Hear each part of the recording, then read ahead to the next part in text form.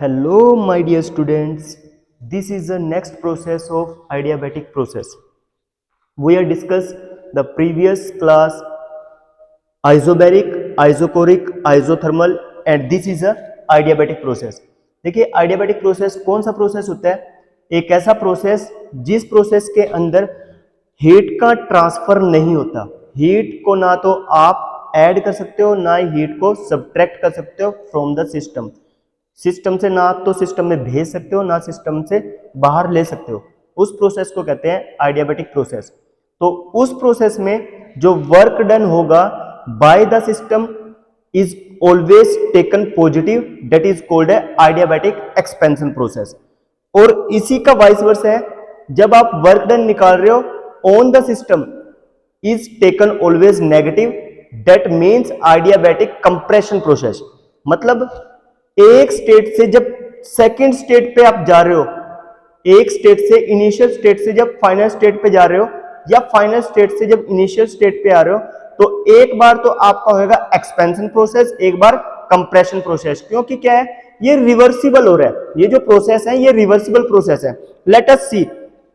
आप इसको ध्यान से देखिएगा, मैं आपको समझाने की कोशिश करूंगा. Each and every concept clear to you.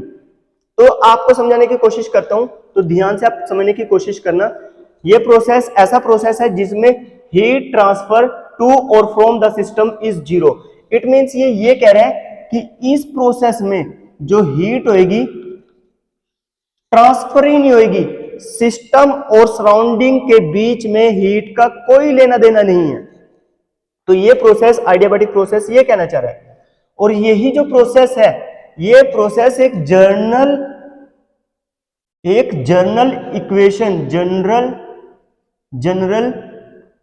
Equation को भी फॉलो करता है. General equation is that PV to the power gamma is equal to 0 is equal to constant is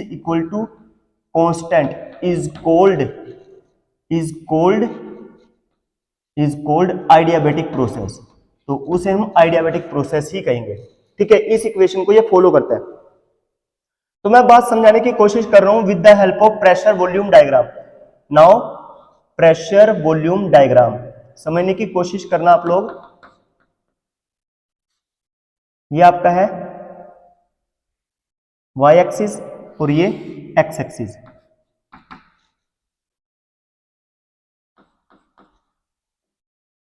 here pressure, here volume. ठीक है, तो इसके अंदर जो ग्राफ प्लॉट किया जाता है वो इस प्रकार से बनता है. ये जो ग्राफ बनता है इस प्रकार से बनता है. अगर आपने फर्स्ट वन इसको इनिशियल स्टेट लिया है तो ये आपकी फाइनल स्टेट है. और जो ये कर्व है, ये जो कर्व है, यही जो कर्व है आपके पास जो रिलेशन को शो करती है वो इस रिलेशन को शो करती है कि PV to the power gamma is equal to constant. At initial state P1 V1 to the power gamma is equal to constant. ऐसे ही फाइनल स्टेट पे जाएगी तो यानी वॉल्यूम और प्रेशर और वॉल्यूम का जो प्रोडक्ट होएगा बेटा जी वो हमेशा कांस्टेंट रहेगा. इस स्टेट के ऊपर भी P2 V2 the power gamma is equal to constant. कहने का मतलब ये है, अगर P1 V1 to the power gamma constant है तो यहां पे भी P1 V1 to the power constant ही रहेगी. यहां पर भी initial state to final state, यहां पे भी ये कांस्टेंट रहने वाली है. अगर इसकी वैल्यू प्रेशर और वॉल्यूम की वैल्यू जो प्रोडक्ट है वो अगर 10 आया, मान लीजिए सपोज कीजिए 10 आया, तो बेटा जी इनिशियल स्टेट पे भी वो 10 ही रहेगा. इनिशियल स्टेट पे भी वो 10 ही रहेगा, फाइनल स्टेट पे भी वो 10 ही रहेगा. एट एनी पोजीशन, अगर आप इस पोजीशन पे लेते हो यहां पे भी सेम रहेगा, यहां पे भी सेम रहेगा. किसी भी पर्टिकुलर पोजीशन पे आप प्रेशर और वॉल्यूम का जो प्रोडक्ट है निकालते हो तो वो हमेशा कांस्टेंट रहने वाला है. ओके, ठीक है सर. तो जो ये प्रोसेस है, इस प्रोसेस को कहते हैं हम, जो ये कर्व लाइन है, ये जो कर्व लाइन है, ये कर्व लाइन कहलाती है आपकी क्या, rectangular hyperbola. Rectangular hyperbola hyperbola. Okay, तो ये जो है ये during the process of, during the expansion process, during the expansion process, during the expansion process. और ये एक्सपेंशन प्रोसेस कहां से कहां तक हो रहा है, 1 to 2। इस केस में आपके पास जो प्रेशर और वॉल्यूम का जो रिश्ता है, जो प्रोडक्ट है, वो हमेशा कांस्टेंट रहने वाला है। क्लियर है? अगर यही मैं रिवर्स करूं, अगर यही मैं रिवर्स करूं तो ये ऐसे आएगा, हाँ या ना, ये ऐसे आएगा, यानी 2 to 1। तो इस केस में भी यही रिश्ता बनेगा। इस पर्टिकुलर, ये initial point, here is an initial point, initial point पे यही वैल्यू आएगी। Final point in case of during compression, तो ये फाइनल पॉइंट है। फाइनल पॉइंट के पर भी आपके पास प्रेशर और वॉल्यूम की जो प्रोडक्शन है, जो आपके पास रिजल्ट है, वो भी कांस्टेंट रहने वाला है। तो इसको कहते हैं during the compression, during the compression process from 2 to 1। Okay, तो जो ये कर्व आते हैं इसी को कहते हैं रेक्टेंगुलर हाइपरबोला। आप समझ गए होंगे।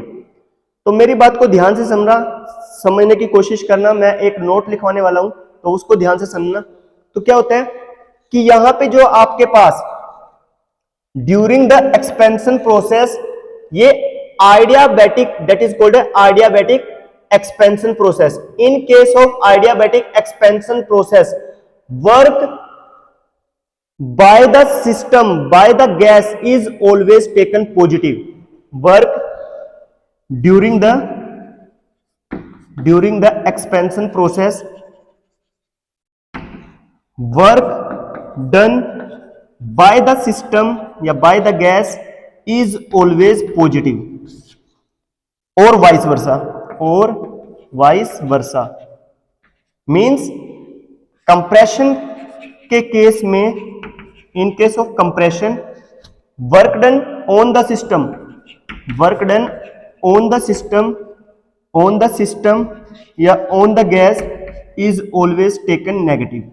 ये बात ध्यान रखना। ठीक है सर, ध्यान रखेंगे। तो आगे हमें इन प्रोसेस में क्या फाइंड आउट करना है कि इसके अंदर कितनी हीट ट्रांसफर हुई। तो कॉमन सी बात है, हीट तो ट्रांसफर हुई है सर 0। जब हीट ट्रांसफर हुई है तो वर्क डन कितना हुआ, सिस्टम ने कितना वर्क किया है। ठीक है, तो first of all work done निकालते हैं कि कितना सिस्टम में वर्क डन हुआ है। तो let us C,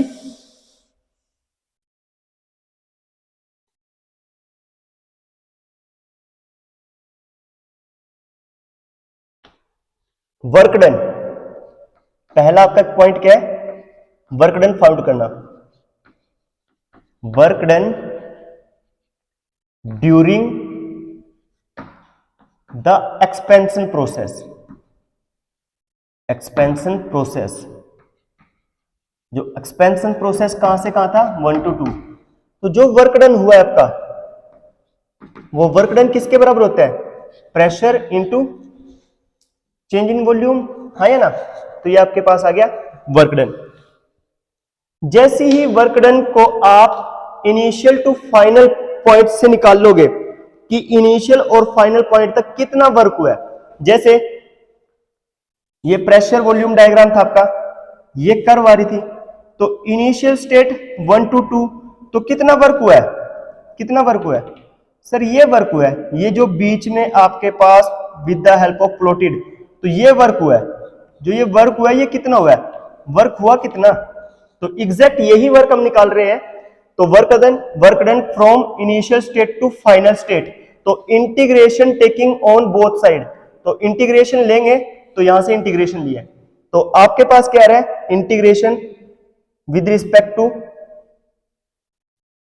initial state to final state. तो आपके पास कितना आ गया, final work done minus initial work done. तो इसी को आप लिख लेते हो वर्क डन फ्रॉम 1 to 2, यानी एक स्टेट से दूसरी स्टेट तक जो वर्क डन है वो इस प्रकार से है। तो आप लिख लीजिए वर्क डन 1 to 2।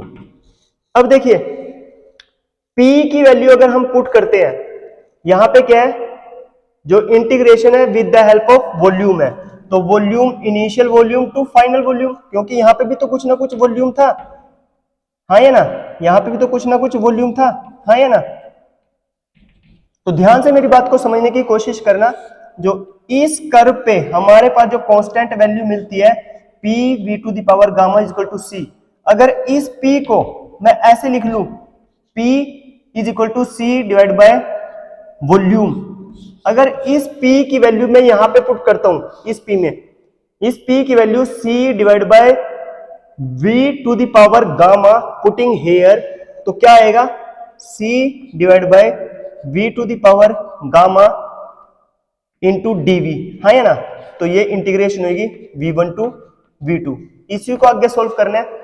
यहाँ पे c क्या है, कांस्टेंट है, उसको बाहर निकाल लीजिए, और वॉल्यूम कहां से कहां तक वेरी करेगा, यहां तक। अब ये v जब ऊपर शिफ्ट होएगा तो इसकी पावर क्या आएगी, सबट्रैक्ट हो जाएगी, ऐसे रेसिप्रोकल लिख लेंगे इसको, इंटू dv। तो वॉल्यूम के विद रिस्पेक्ट टू में आप क्या निकाल रहे हो, ड्राइव कर रहे हो, डेरिवेशन निकाल रहे हो, वो सॉरी इंटीग्रेशन निकाल रहे हो। तो देखिए इंटीग्रेशन का रूल मैंने हर एक प्रोसेस में बताने की कोशिश की है। तो यहां पे आपके पास क्या आएगा, c into v to the power gamma plus 1 divide by gamma plus 1, और लिमिट कहां से कहां तक है, v1 to v2। Is that clear? जी सर। आगे आपके पास क्या आएगा, वर्क डन आ जाएगा 1 to 2। तो वर्क डन जो आ रहा है आपके पास 1 to 2, let us check the video, क्योंकि इस पे आपके पास धूप आ रही है ना, बोर्ड पे धूप आ रही है तो दिख ही रहा है लगभग, तो चलो कर लेते हैं। तो जो C है, C एज इट इज, और देखिए बेटे ये जो प्रोडक्ट में है ये कांस्टेंट टर्म है, कांस्टेंट टर्म बाहर आ जाएगी, माइनस गामा प्लस 1, इसको कैसे लिखेंगे, v to the power gamma plus 1 और रेंज फ्रॉम दिस वन।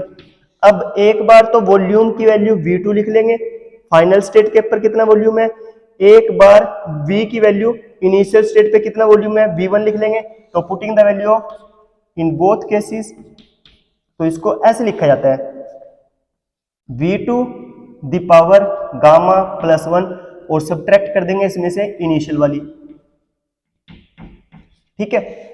अब देखिए जो ये c है इसके साथ भी मल्टीप्लाई करेगा, और यही c इसके साथ भी मल्टीप्लाई करेगा, हाँ है ना। जो बाहर वाली जो टर्म्स होती हैं वो अंदर मल्टीप्लाई करेंगे, जी सर करती हैं। तो आपने लिख लेना है work done during expansion process from 1 to 2, 1 divide by gamma plus 1 into c v2 the power gamma plus 1 minus c v1 to the power gamma plus 1, हाँ है ना। तो आगे आपने क्या करना है, we know that p1 v1 to the power gamma is equal to c, p2 v2 the power gamma is equal to c, हाँ है ना। तो ये चीज है, इनिशियल स्टेट पे ये रही, फाइनल स्टेट पे ये रही, putting the value of c at final state पे ये रही। तो अगर c की वैल्यू ये पुट करते हो तो ये आपके पास जो वर्क डन आता है, ये वर्क डन जो आपके पास आ रहा है ये कुछ इस प्रकार से आएगा, 1 divide by gamma plus 1 into p2 v2 the power gamma into v2 divide by v2 the power gamma. क्योंकि जब इसको सोल्व करते हैं, ध्यान से मेरी बात को समझना, अगर x की वैल्यू n प्लस 1 है तो बेटा जी इसको ऐसे लिखा जाता है x इंटू x की पावर n, क्योंकि प्रोडक्ट के केस में जब बेस सेम होता है तभी तो पावर एड्स होती हैं, तभी तो ये पावर ऐड होके लिखी गई है यहाँ पे। तो माइनस n प्लस 1, तो इसको ऐसे भी तो लिख सकते हैं x डिवाइड बाय, जब ये नीचे डिवाइड करते हैं तो ये जो माइनस साइन है ये प्लस में रहता है, हाँ है ना। तो ये बेसिक से टर्म्स है, ये आपको आती है, क्योंकि आप आफ्टर ऑल इंजीनियर हो तो इंजीनियर्स को तो ऑलरेडी आती है ये। अब यहाँ पे c की वैल्यू किस टर्म में लिखनी है, फर्स्ट स्टेज पे। तो फर्स्ट स्टेज पे क्या थी, फर्स्ट स्टेज पे ये थी, तो putting the value of p1, putting the value of c eight here,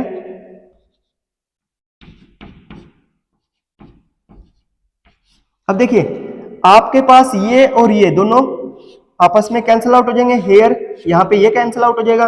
तो आपके पास डियर स्टूडेंट्स जो वर्क डन आया है वो क्या आया है, इसको यहां से रब कर दूं,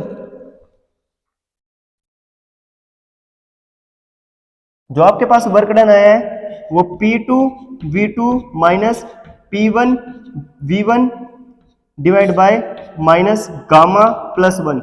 और आप इसको ऐसे लिख सकते हो, आप इसको ऐसे लिख सकते हो, ये साइन चेंज कर दीजिए, P1 V1 minus P2 V2 divide by gamma minus 1।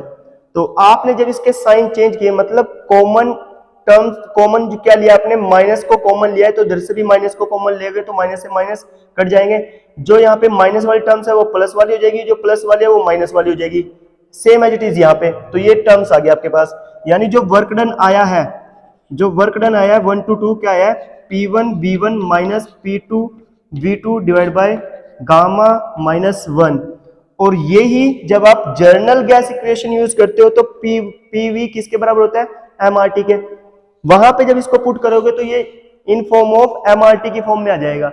जब आप वहां पे R की वैल्यू पुट करते हो in by using the universal gas constant, तो वहां पे यूनिवर्सल गैस कांस्टेंट की टर्म में भी इसको लिखा जा सकता है।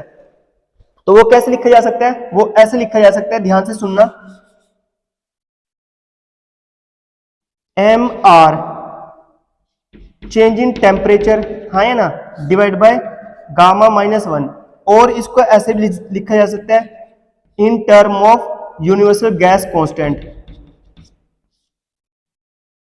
ठीक है, तो जो ये वर्क डन आया है ड्यूरिंग आइडियाबैटिक प्रोसेस, तो ये आपका वर्क डन ये रहेगा, तो ये आपका वर्क डन क्या है, ये आपका कंप्लीट वर्क डन है। तो ये आपकी हेल्प करेगा न्यूमेरिकल प्रॉब्लम को सॉल्व करने में। जैसा आपको क्वेश्चंस में कहा होगा वैसे आपने इक्वेशन को इक्वेट करना है एक दूसरे के और फाइंड आउट कर सकते हो। देखिए डियर स्टूडेंट्स, आगे हम इसमें निकालते हैं कि हीट कितनी ट्रांसफर हुई है। तो हीट तो ऑलरेडी जीरो ही तो हुई है सर, जब हीट का ट्रांसफर ही नहीं हुआ तो हीट का तो ट्रांसफर हुआ ही नहीं, तो हीट तो क्या है, जीरो रहेगी। Let us find out the change in temperature, sorry change in internal energy, internal energy,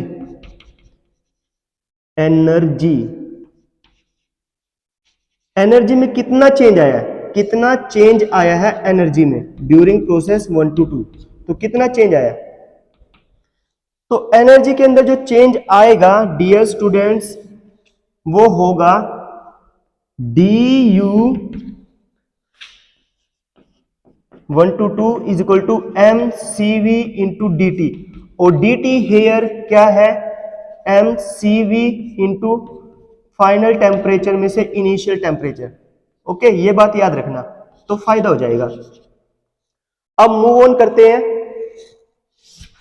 by applying first law of thermodynamics. जैसे आप first law of thermodynamics apply करते हो, चलो एक बार ना चेक कर लेते हैं कि हीट कितनी निकली होगी, कितनी हीट ट्रांसफर हुई है। एक्चुअल में हीट तो ट्रांसफर जीरो ही हुई है, एक्चुअल में हीट तो जो ट्रांसफर हुई है वो जीरो ही हुई है। तो आप एक्सप्रेशन की हेल्प से भी प्रूफ कर लीजिए, अगर हीट जीरो हो रही है इट मींस हम सही रास्ते पे हैं। तो transfer of heat during polytropic process, transfer of heat यानी heat transfer during polytropic process, कितनी हीट ट्रांसफर होती होगी। तो जैसे हम first law of thermodynamics use करते हैं, फर्स्ट लॉ ऑफ थर्मोडायनेमिक्स जैसे आप यूज करते हो, तो फर्स्ट लॉ ऑफ थर्मोडायनेमिक्स क्या कहते हैं कि टोटल जो हीट होगी वो किसके बराबर होगी, work done plus change in internal energy, जो work done plus change in internal energy के बराबर होगी, हाँ या ना। तो देखिए जो वर्क डन है यहां से आपके पास कितना है, ये वर्क डन है, चेंज इन इंटरनल एनर्जी की फॉर्म में आप इसको काउंट कर लीजिए, तो ये आएगा M R into difference between temperature divide by gamma minus 1। Okay, plus add कीजिए आपके पास चेंज इन इंटरनल एनर्जी कितनी है, change in internal here mCV into change in temperature, यहां पे जो टेम्परेचर है वो T2 माइनस T1 है, तो तो यहां पे आपके पास रिजल्ट है mCv into dt2 minus T1। Okay, तो यहां पे जो रिजल्ट आ रहा है आपके पास, देखिए यहां पे टेम्परेचर T1 में से T2 को सब्ट्रैक्ट किया गया है, यहां पे T2 में से T1 को सब्ट्रैक्ट किया गया है। अगर मैं यहां से माइनस कॉमन ले लूं तो प्लस माइनस क्या हो जाएंगे, माइनस हो जाएंगे, हाँ या ना। तो m r into T1 minus T2 divide by gamma minus 1, और यहां से माइनस कॉमन लिया तो माइनस कॉमन लिया तो ये प्लस माइनस माइनस आ जाएगा mCv। जब यहां से आपने सर माइनस कॉमन ले ही लिया है तो ये क्या आएगा, ये भी साइन चेंज हो जाएंगे, T1 प्लस वाला हो जाएगा और T2 माइनस वाला हो जाएगा, हाँ या ना। वेट,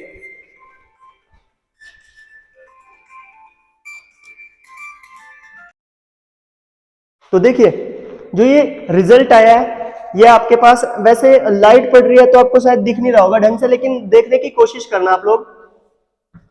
तो देखिए ये आपके पास क्या है, इस फॉर्म में आया है, और सर ई से जो ये रिलेशन है इसको घूर घूर के देखिएगा, इसको ध्यान से देखोगे तो आपके माइंड में एक बात स्ट्राइक करेगी कि ये क्या होता है, ये होता है Cp minus Cv equal to R। इस रिलेशन को जैसे ही आप यूज करते हो तो यहां से Cv कॉमन लोगे तो Cp divide by Cv minus 1 equal to R। Cp divide by Cv क्या होता है sir, Cp divide by Cv होता है सर गामा, तो Cv into gamma minus 1 equal to R। Therefore value of Cv is equal to R, ये यहाँ पे multiply इधर जाके डिवाइड हो जाएगा, तो ये इस फॉर्म में आएगा। Putting the value of Cv, जैसे आप R divide by gamma minus 1 की वैल्यू Cv यहाँ पे पुट करते हो तो आप पुट कर लीजिए Cv यानी R divide by gamma minus 1 को Cv से रिप्रेजेंट किया जा सकता है, हाँ जी सर किया जा सकता है, कर लीजिए। फिर ये कर दिया, ये माइनस है, सेम एज इट इज है ये भी। तो क्या है, अगर आपने ये आपके पास पॉजिटिव रिजल्ट है, ये नेगेटिव रिजल्ट आया है तो वैल्यू आ गई 0। तो वाह क्या बात है, आ गया ना। According to process adiabatic process, adiabatic process में पहले ही कहा था कि हीट का ना तो सिस्टम में आप ट्रांसफर कर सकते हो, सिस्टम से ना ही ले सकते हो, ना ही सिस्टम को दे सकते हो। तो हमने एक्सप्रेशन से भी उसको प्रूव कर दिया कि जो हीट है वो ऑटोमेटिकली 0 ही है, हीट का कोई लेना देना नहीं है, हीट ना ही जा सकती है ना ही आ सकती है, ना तो उसको ऐड कर सकते हैं ना ही विड्रॉ कर सकते हैं, ठीक है। तो आपने कर दिया, तो ये तो बहुत अच्छी बात है, तो इसका मतलब हम सही रास्ते पे हैं। तो डियर स्टूडेंट्स ये आपके पास रहा हीट। अगर आपको कल एग्जामिनर ये कहे कि इसके अंदर चेंज इन एंट्रोपी कितनी हुई, तो चेंज इन एंट्रोपी भी कितनी होगी, क्योंकि एंट्रोपी डायरेक्टली प्रोपोर्शनल करती है हीट के, तो ऑटोमेटिकली वो भी क्या रहेगी, 0 ही होगी, हाँ है ना। तो ये था डियर स्टूडेंट इसका आइडियाबैटिक प्रोसेस का कंप्लीट कन्वर्जन, मतलब एक्सप्रेशन, ठीक है। अब आगे मूव ऑन करते हैं और इसको आगे समझने की कोशिश करते हैं इसके रिलेशनशिप पे। तो इसका रिलेशनशिप जो आएगा मैं यहीं पे इसको पुट कर रहा हूं, तो जो इसका रिलेशन बनेगा, relationship between pressure, volume and temperature, तो जो रिलेशन होगा वो होगा T1 divide by T2 is equal to V2 divide by V1 to the power gamma minus 1 is equal to P1 divide by P2 the power gamma minus 1 divide by gamma. Okay, तो ये आपके पास इसका journal relation है जो आपको numerical problems को solve करने में आपकी हेल्प करेगा, ठीक है। तो इसको अच्छे से याद रखिएगा तो फायदा हो जाएगा, ठीक है जी। आगे मूव करते हैं, कुछ इसके न्यूमेरिकल सॉल्व करते हैं बेस्ड ऑन आइडियाबैटिक प्रोसेस। ओके